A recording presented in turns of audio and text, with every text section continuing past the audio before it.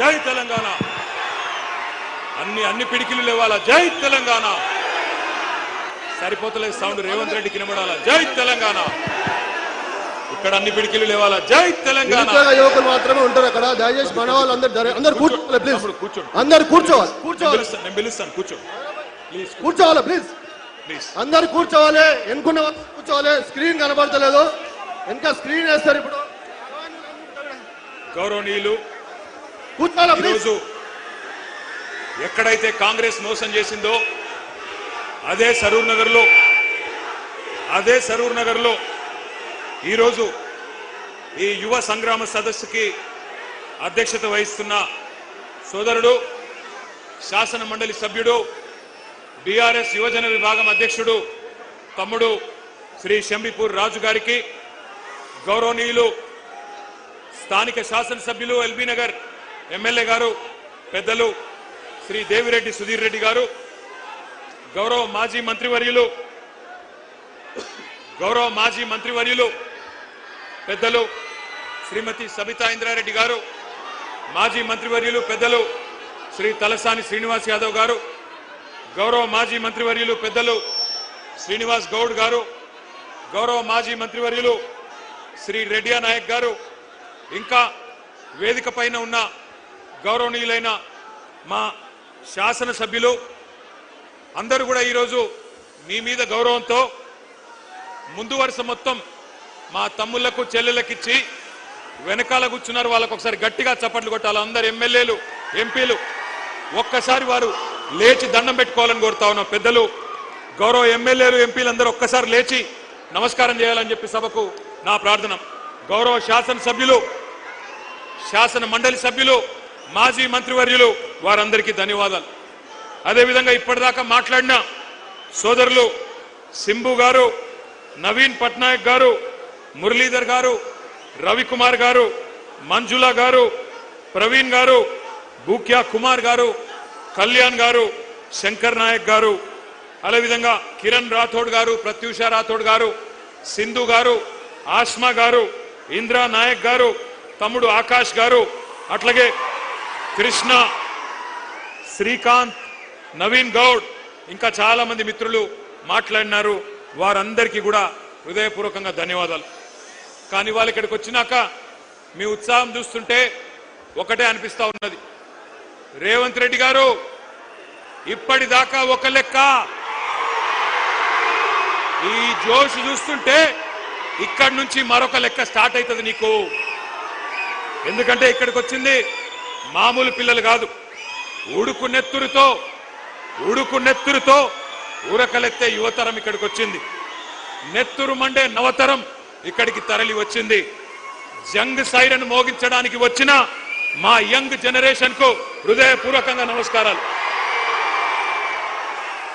కాకతీయ, ఉస్మానియా, మహాత్మా గాంధీ, పాలమూరు, శాతవాహన వివిధ విశ్వవిద్యాలయాల నుండి ఇక్కడికి తరలి వచ్చిన మా తమ్ముళ్లకు, చెల్లెళ్లకు ప్రత్యేక నమస్కారం.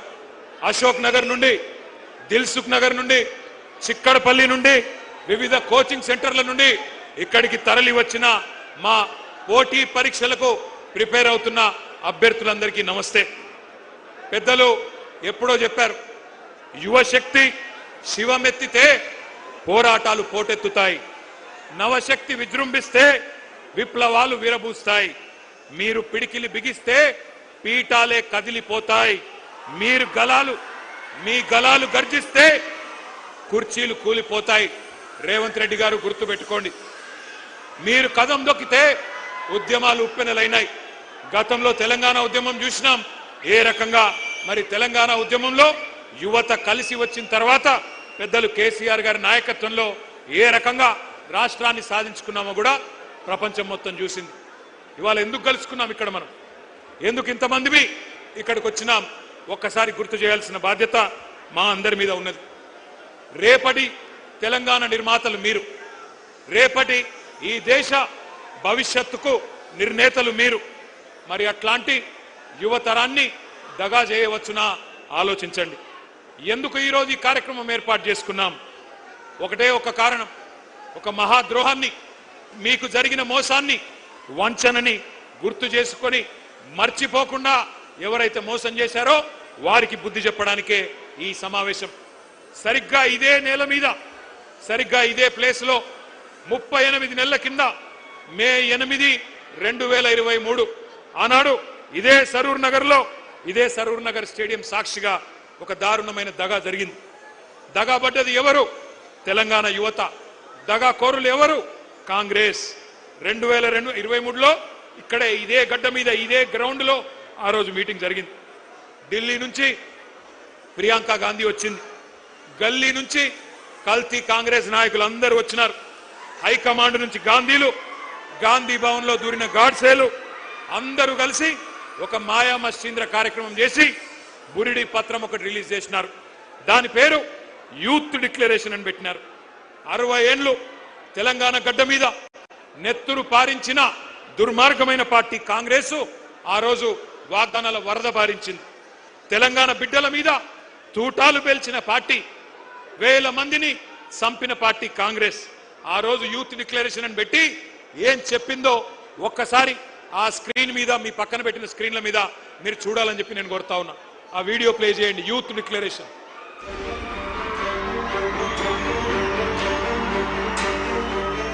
We have released a detailed job calendar for 2 lakh government jobs in the first year of our government. 2 lakh सरकारी पद जो आज खाली पड़े हैं, इनको 1 साल के अंदर हम भरना चाहते हैं और इसका पूरा प्रयास करेंगे।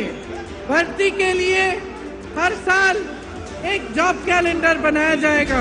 बेरोजगार युवाओं के लिए हर महीने 4,000 रुपए बेरोजगारी भत्ता हम कह रहे हैं देंगे। शिक्षा प्राप्त कर रही 18 साल से ऊपर की लड़कियों को इलेक्ट्रिक स्कूटर मिलेगा। हाँ, ये मुझे भी पसंद है ये वाला। SC, ST, OBC, माइनॉरिटीज और EWS के जरूरतमंद बच्चों के लिए फीस का रीइंबर्समेंट किया जाएगा। అదే విధంగా విద్యా ఉపాధి అవకాశాలను మెరుగుపరిచేందుకు, వాళ్ళ సమస్యల్ని వినేందుకు యూత్ కమిషన్ ఏర్పాటు చేయడం జరుగుతుంది. ఇదే కాకుండా ఈ విద్యార్థి నిరుద్యోగ యువకులకు 10 లక్షల రూపాయల వరకు వడ్డీ లేని రుణాలనిచ్చే బాధ్యత రాష్ట్ర ప్రభుత్వం తీసుకుంటుంది. తెలంగాణ రాష్ట్ర ప్రభుత్వంలో రాయితీలు పొంది ఇతర రాష్ట్రాలకు సంబంధించిన ఉద్యోగాలు కల్పిస్తున్న పరిశ్రమలలో 75% స్థానిక నిరుద్యోగ యువకులకే ఉద్యోగ అవకాశాలు ఇచ్చే విధంగా చట్టాన్ని తీసుకొస్తాం.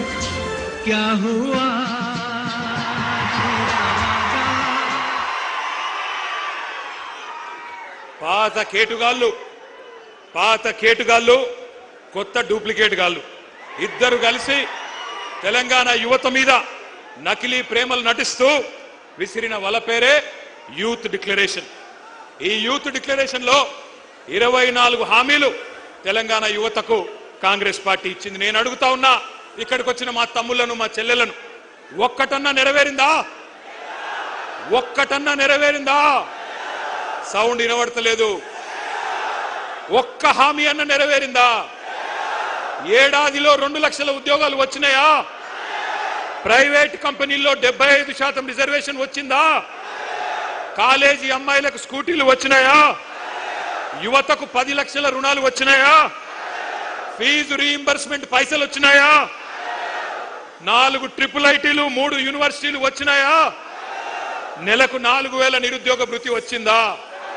10వ తరగతి పాస్ అయితే 10,000 వచ్చిందా? 12వ తరగతి పాస్ అయితే 15,000 వచ్చిందా? డిగ్రీ పాస్ అయితే 1,00,000 వచ్చిందా? పీజీ పాస్ అయితే 1,00,000 వచ్చిందా? పిహెచ్డి చేస్తే 5 లక్షలు వచ్చిందా? మరి ఏమొచ్చిందని నేను అడుగుతా ఉన్నా. ఈ పార్టీకి ఓటేస్తే నేను అడుగుతున్నా మిమ్మల్ని, ఇంత మోసం చేసిన వాళ్ళను ఏమందాం? దగేబాజ్ అందామా? దోఖేబాజ్ అందామా? దగుల్బాజీలు అందామా? ఏమందాం? మీరు ఆలోచించండి.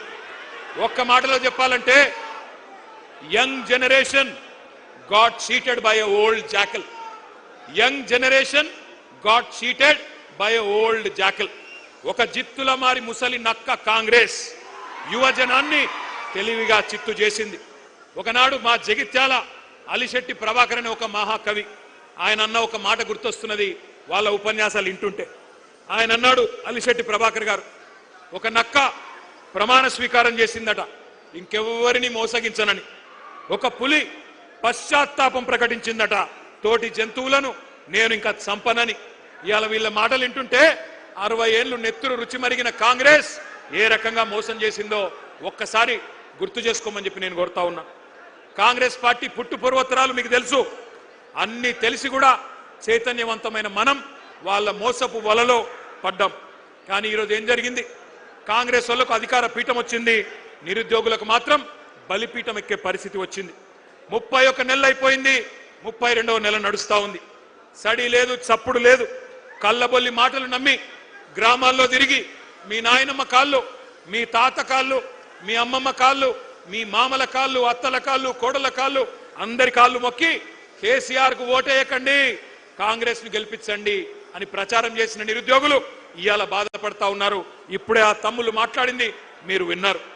మాట తప్పిన ఈ జూటాగాళ్లను, మాట తప్పి ఇవాళ మిమ్మల్ని వంచిన ఈ దుర్మార్గులను, మిమ్మల్ని రెచ్చగొట్టి ఓట్లేయించుకొని అధికారం చేపట్టి నమ్మించి నట్టేట ముంచిన కాంగ్రెస్ ను ఏం చేయాలో మీరే ఆలోచించండి. ముఖ్యమంత్రి మాటల్లో చెప్పాలంటే, రేవంత్ రెడ్డి మాటల్లో చెప్పాలంటే బెల్ట్ ట్రీట్మెంట్ ఇద్దామా, లాగులో తొండలిడుద్దామా, గుడ్లు వీకి గోటీలాడదామా, ఏం చేద్దామో ఆలోచించండి. ఎందుకంటే ఒకటి మాత్రం పక్కా, ఒక్క మెసేజ్ పోవాలి పార్టీలకు, రాజకీయ పార్టీలకు, రాజకీయ నాయకులకు. యువతరంతో పెట్టుకుంటే కొన్ని తరాల పాటు పుట్టగతులు లేకుండా పోతారు అన్న సందేశం మాత్రం పోవాలి. అందుకే యూత్ డిక్లరేషన్ పేరుతో చీట్ చేసిన ప్రియాంక గాంధీకి, కాంగ్రెస్ పార్టీకి, రాహుల్ గాంధీకి, రేవంత్ రెడ్డికి మీరు డెత్ డిక్లరేషన్ రాయాలని చెప్పి నేను హృదయపూర్వకంగా మిమ్మల్ని కోరుతా ఉన్నా. వాళ్ళ చావు దెబ్బ కొడితేనే, వాళ్ళకు డెత్ డిక్లరేషన్ రాస్తేనే వాళ్ళకు సోయొస్తుంది, బుద్ధి వస్తుంది. ఒక్కసారి యాద్ చేసుకోండి ఎన్ని వేషాలు. ఇక్కడున్న లోకల్ కాంగ్రెస్, కల్తీ కాంగ్రెస్ వాళ్ళు చెప్తే నమ్ముతలేరని చెప్పి ఢిల్లీకి వెళ్ళి టూరిస్టులను తీసుకొచ్చిండ్రు. హైదరాబాద్కి, ఆ రోజు అశోక్ నగర్కి, ఢిల్లీకి వెళ్ళి అధిష్టాన పుత్రుడు రాహుల్ గాంధీ వచ్చిండు. వచ్చి హైదరాబాద్ నడిబొట్టున కూర్చొని ఛాయ్ తాగిండు, బిస్కెట్లు తిన్నాడు, మనకు కూడా కొన్ని బిస్కెట్లు వేసిండు. ఏమన్నాడు?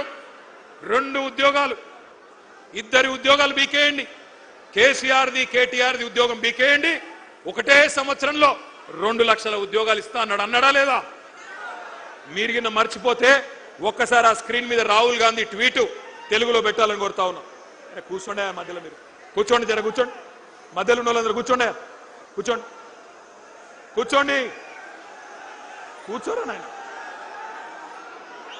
ఇది రాహుల్ గాంధీ ఆ రోజు వేసిన ట్వీట్. ఒక్కసారి చూడాలి మీరందరూ కూడా. ఏమన్నాడు? 30 లక్షల మంది నిరుద్యోగులు కేసీఆర్ గారి పాలనలో నష్టపోయారు, వాళ్ళందరికీ మనకు హిందీ వస్తుందో రాదో అని తెలుగులో ట్వీట్ చేసిండు రాహుల్ గాంధీ. మొదటి సంవత్సరంలోనే 2 లక్షల ఉద్యోగాలు ఇస్తా అని రాహుల్ గాంధీ చేసిన ట్వీట్ ఇది. ఇవాళ నేను అంటా ఉన్నా, రాహుల్ గాంధీ గారు, నీకు తెలుగు రాదని మాకు తెలుసు, నీకు తెలివి లేదని కూడా మాకు తెలుసు, నీకు భాష రాదు, మా బాధ తెలియదు, నీకు మా భాష రాదు, మా బాధ తెలియదు. అందుకే రాహుల్ గాంధీ నీకు అర్థమయ్యే భాషలోనే చెప్తా ఉన్నా, నీ భాషలో చెప్తా ఉన్నా. देश भर में मोहब्बत के दुकान के डिंडोरा पीटने वाले राहुल जी, क्या आपको याद है हैदराबाद और अशोक नगर चाय की दुकान याद है आपको? चाय पे चर्चा याद है कि नहीं? जहां आपने 3 साल पहले बेरोजगारों से झूठे कस्में आपने खाई, झूठे वादे किए, वहीं से जहां आपने एक तस्वीर लेके ट्विटर में डाल के हमारी युवा को बहकाया, तकदीर बदलने का वादा किया, जहां उन्होंने आपको पूरी तरह से तहे दिल से आपका शुक्रिया अदा किया. याद है वो चाय का अड्डा अशोकनगर का? मैं राहुल जी से पूछना चाहता हूं, आज आपसे पूछते हैं राहुल जी, क्या हुआ आपका वादा? क्या हुआ 2 लाख नौकरियों का वादा? क्या हुआ जॉब कैलेंडर का वादा? क्या हुआ 4000 रुपया बेरोजगार भत्ते का वादा? क्या हुआ हमारे बहनों को स्कूटी देने का वादा? क्या हुआ युवाओं को 10 लाख इंटरेस्ट फ्री लोन देने का वादा? हम पूछते हैं राहुल जी. राहुल जी, तेलंगाना युवा जान चुका है, जाग चुका है. आपका बनाया हुआ नॉमिनेटेड चीफ मिनिस्टर आज हमारे यहाँ के युवाओं के जॉब देने के बजाय दिल्ली में आपका जेब भर रहा है, दिल्ली में राहुल गांधी का जेब भर रहा है। तेलंगाना में नोटिफिकेशन नहीं है, पूरा का पूरा लूटिफिकेशन चल रहा है।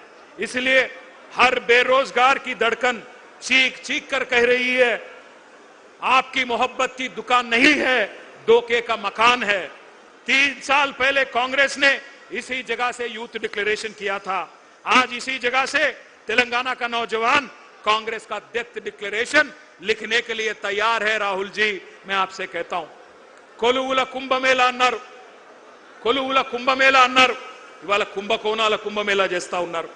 కాంగ్రెస్ గెలిస్తే డిసెంబర్ 9 నుంచి ఉద్యోగ పర్వం పక్కా అన్నారు, కానీ ఉన్మాద పర్వం చూపెడతా ఉన్నారు. ఉద్యోగాలు అడిగితే ఉరికిచ్చి కొడతా ఉన్నారు, కొలువులు అడిగితే లాఠీ చార్జీలు చేస్తున్నారు. దమన కాండ, దౌర్జన్య కాండ ఇవాళ హైదరాబాద్ లోనే కాదు, తెలంగాణలోని ప్రతి పల్లెలో జరుగుతా ఉన్నది. అశోక్ నగర్ చౌరస్తాలో అందమైన కబుర్లు చెప్పి అవతలబడ్డ రాహుల్ గాంధీ ఇప్పుడు ఎక్కడ అడ్డగాడులు కాస్తున్నావు అని నేను అడుగుతా ఉన్నా. ఎక్కడ ఉన్నావు? కనబడతలేదా మా నిరుద్యోగుల ఆక్రోశం?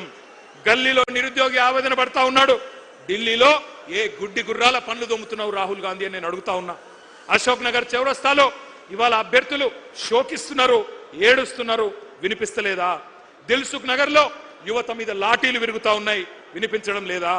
సిటీ సెంట్రల్ లైబ్రరీ మీద దాడులు, ఉస్మానియా క్యాంపస్ లో నిర్బంధాలు, ఆడబిడ్డలను చూడకుండా అనిత మీద, ఆస్మా మీద అర్ధరాత్రి కేసులు, అరెస్టులు. ఢిల్లీలో రాజ్యాంగం చేతిలో పట్టుకొని రాహుల్ గాంధీ గారేమో పోజులు, ప్రజాస్వామ్యమని సుధపూస కబుర్లు. హైదరాబాద్ లో నడిబొడ్డున ప్రజాస్వామ్యం ఖూనీ అయిపోతుంటే పట్టించుకున్నవాడు లేడు. మరి రేవంత్ రెడ్డి గారు ఏం చేస్తున్నారు? ఆయన ఒకటే చేస్తున్నాడు, రాహుల్ గాంధీకి ప్రధానమంత్రి జాబ్ వచ్చేదాకా ఇడిచిపెట్టడట, పని చేస్తాడట. నిన్ను సీఎం చేసింది యువతకు జాబులు ఇవ్వమనా, లేకపోతే నిరుద్యోగి, రాజకీయ నిరుద్యోగి రాహుల్ గాంధీకి జాబ్ ఇవ్వమనా? ఆలోచించండి.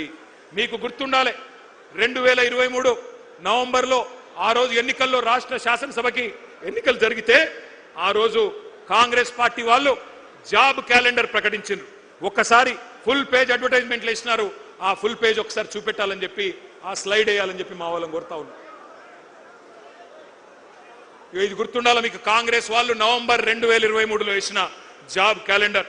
అన్ని పత్రికల్లో అవినీతి సొమ్ముతో ఫస్ట్ పేజీలో ఫుల్ పేజ్ అడ్వర్టైజ్మెంట్. ఎన్ని ఉద్యోగాలు ఉన్నాయి? 2 లక్షల ఉద్యోగాలు మొట్టమొదటి సంవత్సరంలోనే భర్తీ చేస్తామని చెప్పారు. ఆ రోజు ఏమన్నారు? ఓటు కొట్టు, జాబు పట్టు అని బంపర్ ఆఫర్ ఇచ్చారు. ఏమన్నారు? ఒక్క ఏడాదిలోనే 2 లక్షల ఉద్యోగాలు, డిసెంబర్ 2024 కల్లా 2 లక్షల కొలువులు ఇస్తామని చెప్పారు. ఇవాళ జాబులు లేవు, జవాబులు లేవు, ఉద్యోగాలు లేవు, ఉలుకు లేదు, పలుకు లేదు. తెలుగు క్యాలెండర్ మారింది, ఇంగ్లీష్ క్యాలెండర్ మారింది, జాబ్ క్యాలెండర్ మాత్రం పత్తా లేదు. ఇంకా ఘోరం ఏంటంటే, అసెంబ్లీ సాక్షిగా, పవిత్రమైన సభ అసెంబ్లీ అంటే, అసెంబ్లీ సాక్షిగా శాసనసభలో ఇచ్చిన జాబ్ క్యాలెండర్ కూడా ఒక చిత్తు కాగితం కింద కూడా పనిచేయడానికి ఇలా అర్హత లేదు. ఆ కాగితానికి జాబులు నింపట్లేదు, రాహుల్ గాంధీ జేబులు మాత్రం జోరుగా నింపుతున్నారు. అన్నదమ్ముల అల్మారాలు నింపుతున్నాడు రేవంత్ రెడ్డి, బినామీల బీరువాలు నింపుతున్నాడు. జాబ్ క్యాలెండర్ కు మాత్రం నై నై, స్కామ్ క్యాలెండర్ కు మాత్రం సై సై. ఇది కనబడుతున్న పరిస్థితి.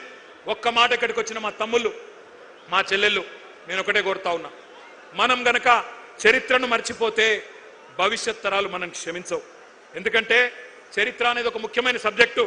తెలుసుకోకపోతే మనం కూడా గజనీలు అయిపోతాం. అందుకే నేను మిమ్మల్ని అనేది, చరిత్రలు, పురాణాలు, ఇతిహాసాలు చదువుకోవాలి. చదువుకోకపోతే దుర్యోధనులు, దుశ్శాసనులే తిరిగి వచ్చి మేమే పాండవులం అని చెప్పి నాకు చెప్పుకుంటారు. ఎవడైతే తెలంగాణ ఉద్యమంలో మనల్ని చావగొట్టిండో, ఎవడైతే మన రక్తం కళ్ళ చూసిండో, వాడే మళ్ళీ పంచి డైలాగులు కొట్టి పంగనామాలు పెట్టి మళ్ళీ ఓట్లు వేయించుకొని పోతారు. అందుకే మన కొలువులు కొల్లగొట్టిన పార్టీ, మన పిల్లలను కాల్చి చంపిన పార్టీ కొత్త వేషం కట్టి కొత్త హామీలు ఇచ్చి ఆ రోజు వస్తే అమాయకంగా నమ్మి ఆగమైపోయింది తెలంగాణ యువత. 1952లో 1969లో తెలంగాణ యువత గుండెల్లో గుణపాలు దింపిందే కాంగ్రెస్ అనే దిక్కుమాలిన పార్టీ, ఇందిరమ్మ రాజ్యం. ఈ దుష్ట కాంగ్రెస్ మీదనే కదా ఆ రోజు మలిదశ పోరాటంలో కూడా మన యువతరం కొట్లాడింది. వేల మందిని బలి తీసుకున్న ఖూనీకోర్లు వీళ్లే కదా. అందుకే ఈ మధ్యన ముఖ్యమంత్రి మాట్లాడుతున్న మాటలు మీరంతా వింటా ఉన్నారు. ఈ రక్త పిశాచి కాంగ్రెస్ ఇంకా వాళ్ళ రక్తదాహం తీరలేదు. తెలంగాణ నెత్తురు రుచిమరిగిన పులి కాంగ్రెస్ ఇంకా ఇంకా కావాలని అడుగుతున్నది. మన రక్తం పంట పొలాల మీద చల్లాలని చెప్పి చిల్లర మాటలు మాట్లాడుతున్నాడు రేవంత్ రెడ్డి అనే ఓ చిల్లరగాడు. నేను ఒకటే అంటా ఉన్నా, ఈ కాంగ్రెస్ డిక్లరేషన్లు, రైతు డిక్లరేషన్ కావచ్చు, యూత్ డిక్లరేషన్ కావచ్చు, ఎస్సీ ఎస్టీ బీసీ మైనారిటీ మహిళా డిక్లరేషన్లు కావచ్చు, ప్రపంచ చరిత్రలోనే అతి పెద్ద మోసం అంటూ ఏదన్నా ఉందంటే కాంగ్రెస్ ఇచ్చిన మేనిఫెస్టో అని చెప్పక తప్పదు. మీరంతా చదువుకున్న పిల్లలు, విశ్వవిద్యాలయాల నుంచి వచ్చిన పిల్లలు కూడా ఇక్కడ ఉన్నారు. ఉస్మానియాలో కాకతీయ నుంచి వచ్చిన పిల్లలతో నా ప్రార్థన, మంచి పిహెచ్డి థీసిస్ తయారు చేయండి. ఓటు కోసం కోటి మోసాలు, కాంగ్రెస్ నాటకాలు అనే ఒక థీసిస్ చేయండి. అందరూ కూడా దేశమంతా కూడా తెలిసి రావాలి. ఎంత విచిత్రం అంటే ఈ మధ్యన కొన్ని మాటలు వింటుంటే నాకే నవ్వు వస్తున్నది. రేవంత్ రెడ్డి ఈ మధ్యన కొన్ని వేదికల మీద నీతి సూక్తులు చెప్తున్నాడు. మాట శాశ్వతం, అధికారం శాశ్వతం కాదు అని రేవంత్ రెడ్డి అనే దౌర్భాగ్యుడు చెప్తుంటే కూడా వినాల్సి వస్తున్నది. ఏం చేయాల కర్మ. ఈ మధ్యన ఒక దగ్గర ఎక్కడో చూసిన టీవీలో సోషల్ మీడియాలో నేను సాంప్రదాయిని సుప్పిని శుద్ధ పూసని రేవంత్ రెడ్డి సొక్కం మాటలు చెప్తే కూడా అట్లే అనిపిస్తున్నది. ఇక గీన చెప్పాలి మనం వినాల. ఓటుకు నోటు దొంగ 50 లక్షల రూపాయలతో అడ్డంగా దొరికిపోయిన దగుల్బాజీ గాడు ఇవాళ అవినీతి గురించి, నీతి గురించి, అశాశ్వతమైన అధికారం గురించి మాట్లాడుతుంటే నాకే గమ్మత్ అనిపిస్తా ఉన్నది. ఇంకా ఎన్ని ఫాల్తూ మాటలు.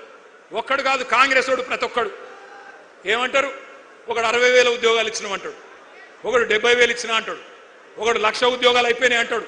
ఇక నాకు అర్థం కావట్లేదు. నేను ఒకటే అడుగుతా ఉన్నా రేవంత్ రెడ్డి, కేసీఆర్ గారు ఇచ్చిన ఉద్యోగాలు, కేసీఆర్ ప్రభుత్వం ఇచ్చిన ఉద్యోగాలు అవి నీ ఖాతాలో వేసుకోవడానికి కనీసం సిగ్గనిపిస్తలేదా? క్రెడిట్ చోరీ చేయడానికి కనీసం సిగ్గనిపిస్తలేదా? నేను ఈరోజు ఈ సరూర్ నగర్ వేదికగా ఇన్ని వేల మంది మా తమ్ముళ్ళు చెల్లెల సాక్షిగా సవాల్ చేస్తా ఉన్నా రేవంత్ రెడ్డి, 70,000 ఉద్యోగాలు నువ్వు ఇచ్చినట్టు నోటిఫికేషన్లతో సహా నీ ప్రభుత్వమే ఇచ్చినట్టు రుజువు చేస్తే శాశ్వతంగా రాజకీయ సన్యాసం చేసి నేను పోతా, రాజకీయమే వదిలేస్తా. మీ రాహుల్ గాంధీకి అవసరమైతే జై కొడతా, నువ్వు రుజువు చేయి. 70,000 ఉద్యోగాలు నీ ప్రభుత్వం ఇచ్చినట్టు నోటిఫికేషన్లతో సహా దమ్ముంటే రుజువు చేయమని చెప్పి నేను కోరుతా ఉన్నా. తల లేదు, తోక లేదు, ఎవడికి ఎంత దోస్తే మధ్యలో కూర్చోండి. అమ్మా ఏం చేస్తున్నారు? కూర్చోండి. ఏం చేస్తున్నారు? కూర్చోండి. తలా తోక లేకుండా కాంగ్రెస్ వాళ్ళు మాట్లాడిన మాటలు ఒక్కసారి వినాలని చెప్పి నేను కోరుతా ఉన్నా. ఉద్యోగాల మీద వీళ్ళ కాకి లెక్కలు ఒక్కసారి వినండి. కూర్చోండి అయ్యా, ఏం చేస్తున్నారు?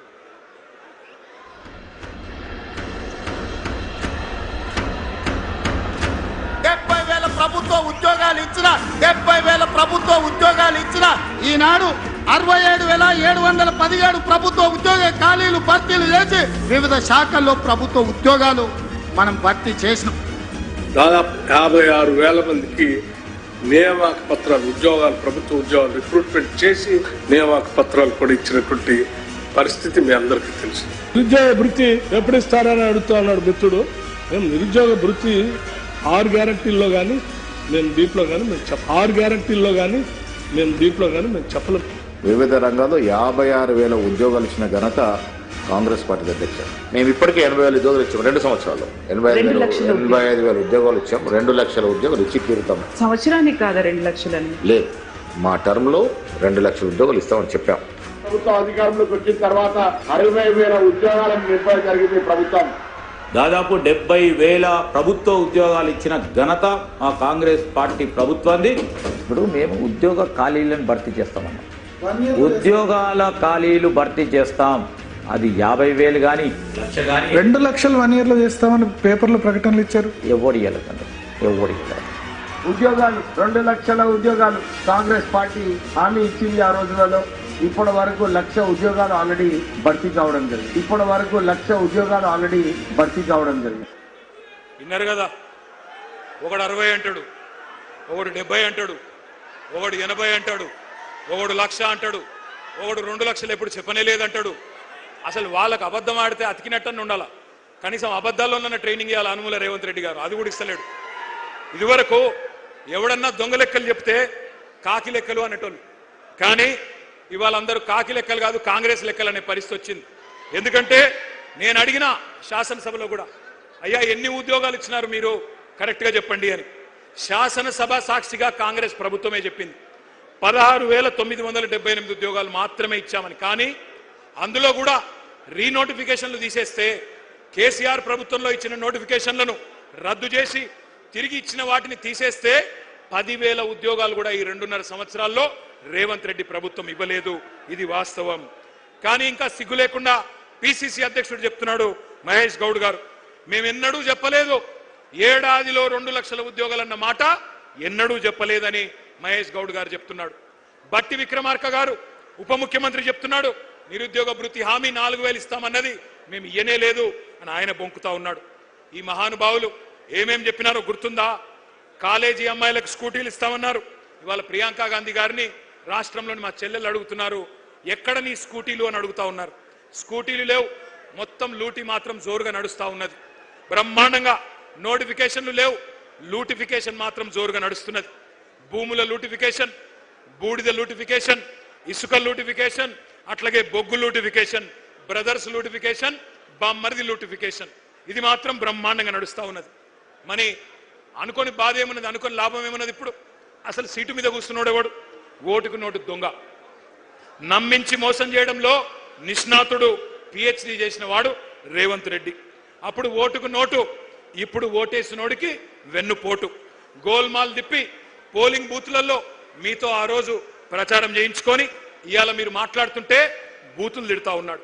20,000 పోలీసు ఉద్యోగాలు ఖాళీలున్నాయి, నింపాలి అని చెప్పి మీరందరూ దిల్సుఖ్ నగర్ లో ఆందోళన చేస్తుంటే ఇవాళ రేవంత్ రెడ్డి అంటున్నాడు మీరు ఎండ్రిందాగి సచ్చినా బాయిలో దుంకినా నేను ఇయ్యనుగాక ఇయ్యను అంటున్నాడు. నీ అయ్య జాగీరా, నీ అయ్య సొమ్మ, ఎందుకు ఇయ్యవు? కేసీఆర్ గారు 48,000 పోలీసు ఉద్యోగాలు ఇచ్చినప్పుడు ఎందుకు ఇయ్యవు నువ్వు? నీ అయ్య జాగీరా అని నేను అడుగుతా ఉన్నా. ఉద్యోగాలు అడిగితే ఎండ్రిందాగి చావమంటావా? దమ్ముంటే రేవంత్ రెడ్డి సెక్యూరిటీ లేకుండా రేపు విఎం గ్రౌండ్కు రా పొద్దున. ఎవడు బతకాలో ఎవడు సావాలో ఎవడేందో మా పోలీస్ అభ్యర్థులే తెలుస్తారు. నేను అడుగుతా ఉన్నా ఇంకొక మాట, వాళ్ళ మీరు మాత్రమే కాదు, టీవీలలో, పేపర్లలో, సోషల్ మీడియాలో, మరి ఇవాళ ఈ సభ మీరు మాట్లాడిన మాటలు విన్న తల్లిదండ్రులను కూడా నేను అడుగుతా ఉన్నా, ఈ విద్యార్థుల తల్లిదండ్రులు, ఈ నిరుద్యోగుల తల్లిదండ్రులను నేను అడుగుతా ఉన్నా, ఎవరికి ఓటేసినామో, ఎవరిని ఎన్నుకున్నామో ఇప్పటికన్నా మీకు అర్థమైందని నేను అనుకుంటా ఉన్నా. మీరు పొలాలకు నీళ్లు అడిగితే కోసి నెత్తురు జల్లుకోండి అంటున్నాడు. మీ బిడ్డలు కొలువులు అడిగితే ఎండ్రిని దాగండి, బాయిలో దుంకండి అంటున్నాడు. ఎట్లాంటి ఉన్మాద పార్టీకి, ఎంత కావురం, ఎంత అహంకారం తలకెక్కిన దుర్మార్గుడికి మీరు ఓట్లేసినారో ఈ పాటికన్నా మీకు అర్థమైందని నేను అనుకుంటా ఉన్నా. గ్రూప్ 1 మెయిన్స్ కోసం 1:100 పిలుస్తా అని చెప్పిండ్రు. పిలువురా నాయన అంటే మరి మళ్ళీ తలకు మాసిన సన్నాసులు అని తిడతాడు. గ్రూప్ 2 ఉద్యోగాలు 2,000కు పెంచరా నాయన, నువ్వే చెప్పినావు అంటే పెయిడ్ ఆర్టిస్టులు అంటాడు, లాగుల తొండలిడిసి పెడతా అంటాడు, శంకినీలను తిడతాడు. 25,000 మెగా డిఎస్సి ఎక్కడా?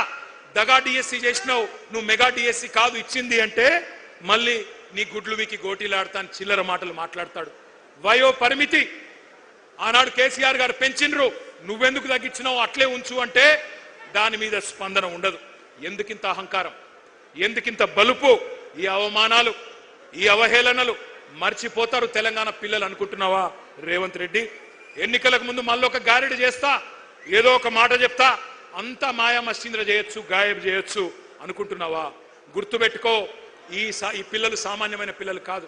యూనివర్సిటీలలో, కాలేజీలలో జార్జ్ రెడ్డి ఆ రోజు చెప్పిండు, ఏమన్నాడు అన్నాడు, జీనా హైతో మర్నా సీఖో, కదం కదం పే జీనా హైతో, గట్టిగా నాల, జీనా హైతో కదం కదం పే, జీనా హైతో మర్నా సీఖో, కదం కదం పే లడ్నా సీఖో అని యూనివర్సిటీ గోడల మీద పోరాట నినాదాలు రాసుకొని జార్జ్ రెడ్డి స్ఫూర్తిగా ఆత్మాభిమానాన్ని అణువున నింపుకున్న మా తమ్ముళ్ళు, మా తెలంగాణ తమ్ముళ్ళు వీళ్ళంతా. ఉస్మానియా విశ్వవిద్యాలయ విద్యార్థులని బీరు బిర్యానీ బ్యాచ్ అని పిలిచిన ఎలక్షన్లకు ముందు, అయినా నిన్ను క్షమించిండ్రు.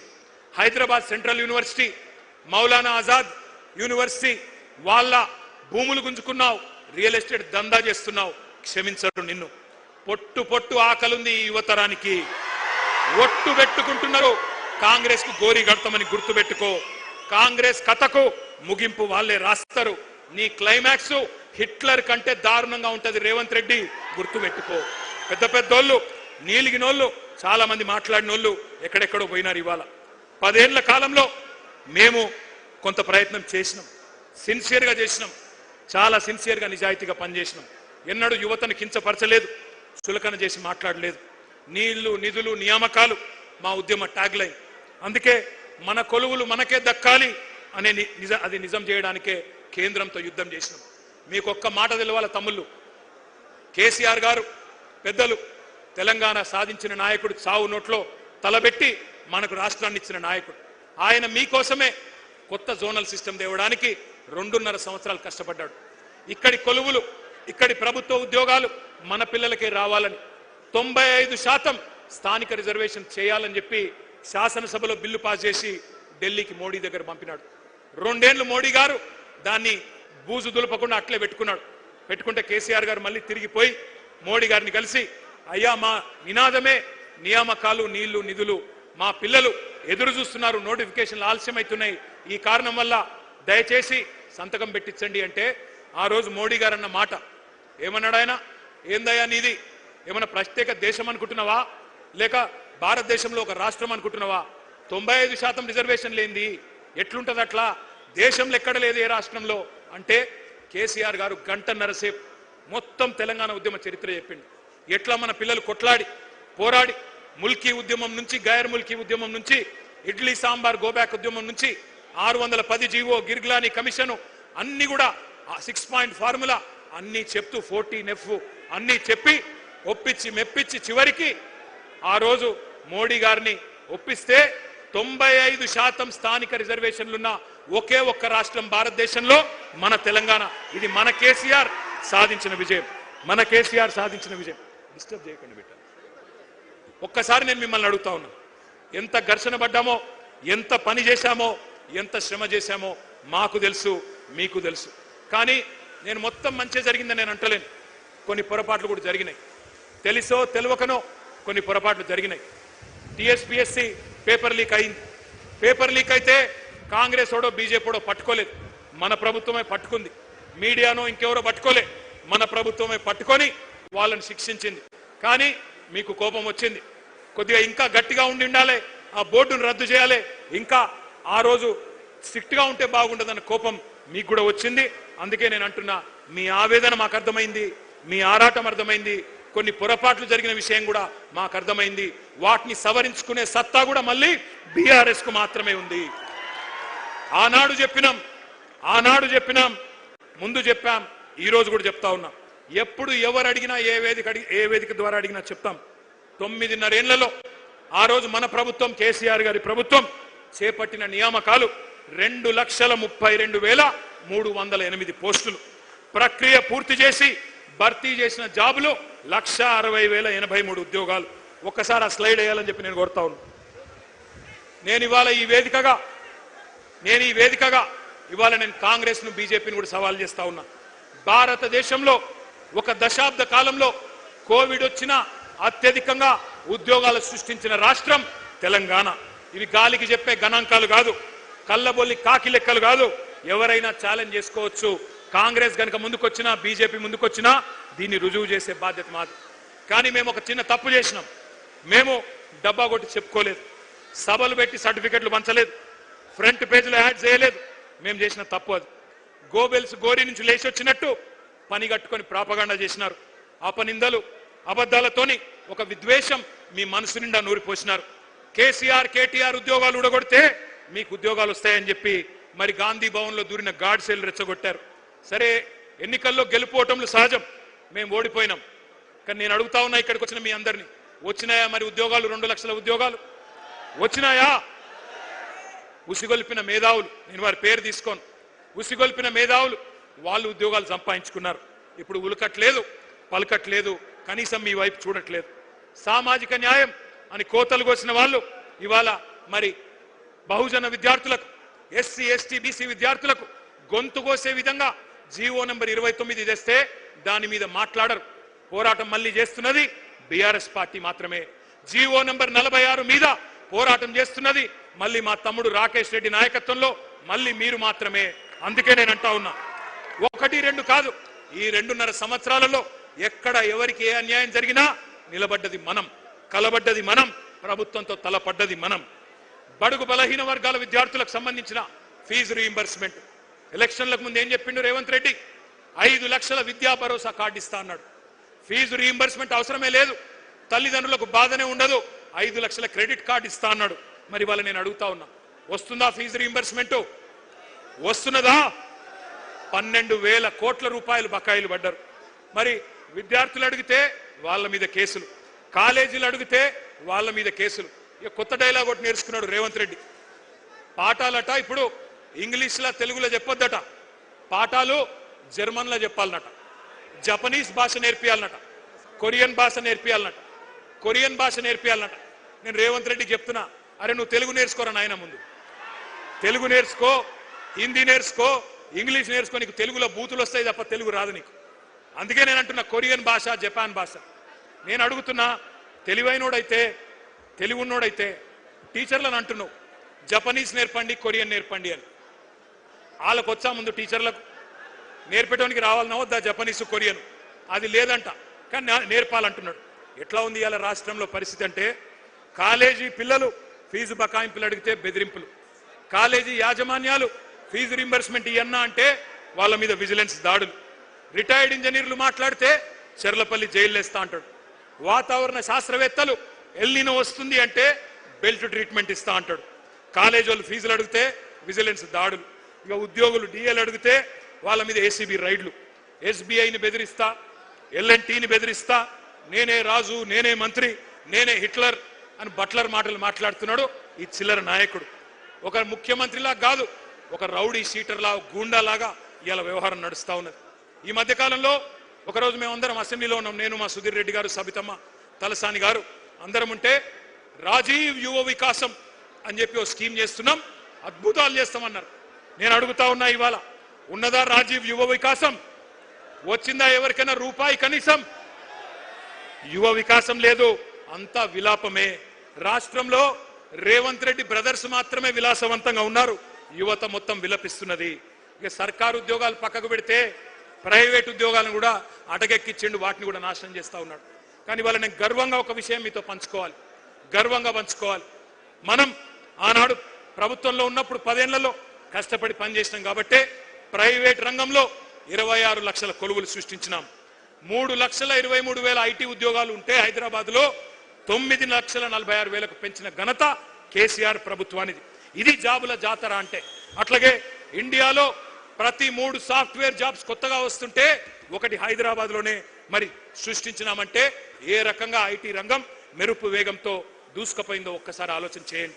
మనం చిల్లర మాటలు మాట్లాడలేదు, ఉల్ఫా మాటలు మాట్లాడలేదు, ఉన్మాదపు చర్యలు చేయలేదు, ఊహలకు రెక్కలిచ్చి ఆలోచనలు ఆవిష్కరణలుగా మార్చే గొప్ప వేదికలు, ఒక టీ హబ్, ఒక టీ వర్క్స్ సృష్టించినాం. ఇప్పుడే మా వాళ్ళు చెప్తా ఉన్నారు ఇక్కడికి వస్తుంటే, మీ అందరు కూడా ఒక్కసారి జాగ్రత్తగా వినాలా. టీ హబ్లో పురుడు పోసుకున్న ఒక కంపెనీ, దాని పేరు స్కై రూట్. భారతదేశానికి స్వాతంత్రం వచ్చి 79 ఏళ్ళైంది. ఇవాళ ఆ కంపెనీ స్కై రూట్ అనే కంపెనీ ప్రపంచ చరిత్రలో కాదు, భారతదేశ చరిత్రలో మొట్టమొదటిసారిగా ఒక ప్రైవేట్ రాకెట్ ను అంతరిక్షంలోకి పంపిన కంపెనీ మన టీ హబ్ నుంచి వచ్చింది. ఇవాళ ఉదయమే ఆ కార్యక్రమం జరిగింది. ఒకసారి గట్టిగా స్కై రూట్ వాళ్ళకి చప్పట్లతో అభినందనలు చెప్పాలని చెప్పి కూడా నేను కోరుతా ఉన్నా. మనం గుడ్లు బీకి గోటీలు ఆడతామని చెప్పలేదు, చిచోర మాటలు చెప్పలేదు. గూగుల్, యాపిల్ ఇటువంటి సంస్థలను రప్పించే ప్రయత్నం చేసినాం. పేగులు తీసి మెడలేసుకుంటాను ఫాల్తూ వాగుడు వాగలేదు. ఫాక్స్కాన్, అమెజాన్ లాంటి దిగ్గజాలను తెచ్చినాం. నిన్న రేవంత్ రెడ్డి గారు ఒకటే రోజు అమెజాన్ కు రిబ్బన్ కట్ చేసిండు, అమర్ రాజా బ్యాటరీస్ కి రిబ్బన్ కట్ చేసిండు. ఎవరు తెచ్చిండ్రు రవి? కేసీఆర్ ప్రభుత్వం కాదా? మనం కట్టిన ఫ్లైఓవర్లకు సున్నం పూస్తాడు, మనం తెచ్చిన కంపెనీలకు రిబ్బన్లు కట్ చేస్తాడు. ఆడ స్టేజ్ ఎక్కగానే వెనుకకెళ్ళి పాట పెట్టాలన్నట, పాట పెట్టకపోతే స్టేజ్ ఎక్కుతలేడు. ఈ చిల్లర నాయకుడు, ఒక ముఠా నాయకుడు ఇవాళ ముఖ్యమంత్రి అయ్యి మరి ఫ్యూచర్ సిటీ పేరిట భూ దందాలు చేస్తున్నాడు, భూ బాగోతాలు చేస్తా ఉన్నాడు. నేను అందుకే మిమ్మల్ని అంటా ఉన్నా, ఇవాళ కాంగ్రెస్ పాలసీ ఒకటే, ఏ కంపెనీ పోతేంది, ఎవడు ఉంటే ఏంది, ఎవడు బతికితేంది, ఎవడు చస్తేంది, ఏ జాబులు పోతే ఏమి, ఎవరికి జాబులు రాకపోతేమి, మనకు కమిషన్లే ముఖ్యం అని చెప్పి ఇవాళ ముందుకు పోతా ఉన్నారు. చందాల దందాలు నడుస్తున్నాయి, ఇయ్యకపోతే తలకు తుపాకులు పెడుతున్నారు కాంగ్రెస్ వాళ్ళు. హిల్ట్ అని ఒక పాలసీ తెచ్చినారు. HILT, Hyderabad industrial land transformation policy. ఉన్న పరిశ్రమలు మూసేయండి, పర్సెంటేజ్లు మాకు ఇవ్వండి, మూటలు ఇవ్వండి, మీరు మాల్స్ కట్టుకోండి, టవర్స్ కట్టుకోండి అని హైదరాబాద్లో 10,000 ఎకరాలకు ఇవాళ మంగళం పాడే ప్రయత్నం, వాటిని మొత్తం అన్నదమ్ములకు అస్మదీయులకు కట్టబెట్టే ప్రయత్నం చేస్తూ ఉన్నాడు. ఒక్క మాట మాత్రం నేను అడుగుతా ఉన్నా, ఆలోచించమని కోరుతా ఉన్నా. కంపెనీలు పోతుంటే, ఇక్కడి నుంచి తరలిపోతుంటే మరి వాటిని ఆపలేని అసమర్థులను మాత్రమే కాదు, వాటిని ఎత్తుకపోతున్న వాళ్ళని కూడా మనం ప్రశ్నించాల్సిన అవసరం ఉంది. తెలంగాణ ప్రయోజనాల గురించి గట్టిగా మాట్లాడితే ప్రాంతీయవాదం అని మాట్లాడుతున్నారు. మరి నేను అడుగుతున్న భారతీయ జనతా పార్టీని, ఇక్కడున్న కంపెనీలను గుజరాత్కు తరలిస్తుంటే, ఎత్తుకపోతుంటే, గద్దల్లాగా తన్నుకపోతుంటే అది జాతీయవాదం అవుతుందా? బీజేపీకి సిగ్గుందా? ఇక్కడి కంపెనీలు ఆ రోజు కేసీఆర్ గారి కష్టంతో వచ్చిన ఒక కేన్స్ పరిశ్రమ, ఒక మైక్రాన్ పరిశ్రమ, వీటిని గుజరాత్కు గద్దల్లాగా మోడీ గారు తన్నుకపోతే అది ప్రాంతీయవాదం అవుతుందా, జాతీయవాదం అవుతుందా? ఆలోచించండి. ఎంత అవకాశవాది భారతీయ జనతా పార్టీయో ఒక్కసారి ఆలోచించండి. మాకు తెలుసు మీ కష్టం. డిగ్రీలు చేతబట్టుకొని పట్టభద్రులు పట్టణంలో కొలువు తీరి మీరు కొలువుల కోసం ఎంత కష్టపడుతున్నారో మాకు తెలుసు. ఇరికిరికి రూములలో 5-6, 10 మంది ఒక దగ్గర ఉంటూ సర్దుకపోతూ కిరాయిలు కట్టడానికి మీరు పడే కష్టాలు కూడా మాకు తెలుసు. సెంట్రల్ లైబ్రరీలో పుస్తకాలతో కుస్తీలు పడుతూ చాయ్ సమోసాలతోనే కడుపు నింపుకుంటూ మరి అవస్థలు పడే మీ గురించి మాకు అవగాహన ఉంది. తల్లిదండ్రులకు భారం కాకూడదు అని మీ బాధ. పైసలు పంపించమని అడిగితే నామోషి. పాకెట్ మనీ కోసం మీరు పడే బాధలు మాకు తెలుసు. చేసే చిరు జాబులు కూడా మాకు తెలుసు. మరి ఇట్లాంటి వాళ్ళ జీవితాలతో క్రూర పరిహాసం ఆడుతున్నది కాంగ్రెస్ పార్టీ. కేవలం కాంగ్రెస్ మాత్రమే కాదు, బీజేపీ కూడా. బడే బాయ్ 2 కోట్ల ఉద్యోగాలు ఇస్తా అన్నాడు సంవత్సరానికి. చోటే బాయ్ సంవత్సరంలో 2 లక్షల ఉద్యోగాలు ఇస్తా అన్నాడు. అక్కడ 2 కోట్లున్నాయి, ఇక్కడ 2 లక్షలు కూడా నై. బడే మియాతో బడే మియా, చోటే మియా, సుబాన్ అల్లా అన్నారు. ఎంత గట్లున్నది ఇద్దరి కథ. అందుకే నేను అనేది, మోడీ గారేమో ఏవయ్యా ఉద్యోగాలంటే పకోడీలు వేసుకోండి, చెగోడీలు వేసుకోండి అని ఆయన మాట్లాడుతూ ఉన్నాడు. నేను మీ అందరినీ చివరగా ముగించే ముందు కోరేది ఒక్కటే. నేను మీలాగనే కష్టపడి చదువుకున్నా. హైదరాబాద్లో నిజాం కాలేజీలో డిగ్రీ చేసిన. ఆ తర్వాత నేను పూనా యూనివర్సిటీలో ఒక పోటీ పరీక్ష రాసి, జేఎన్యూ వాళ్ళు పోటీ పరీక్ష పెడితే భారతదేశంలో ఆ రోజు 16 యూనివర్సిటీల్లో మాత్రమే బయోటెక్నాలజీ కోర్సు మాస్టర్స్లో ఉండేది. ఆ రోజు రాసి లక్షల మంది విద్యార్థులు రాస్తే 1000 మంది ఎంపికైతే అందులో నేను ఒక్కరిని. పోటీ పరీక్షలు రాసిన అనుభవం నాకుంది. ఎంఎస్సీ చదువుకున్నా. ఆ తర్వాత జీమాట్ అనే పరీక్ష రాసి అమెరికా పోయినా.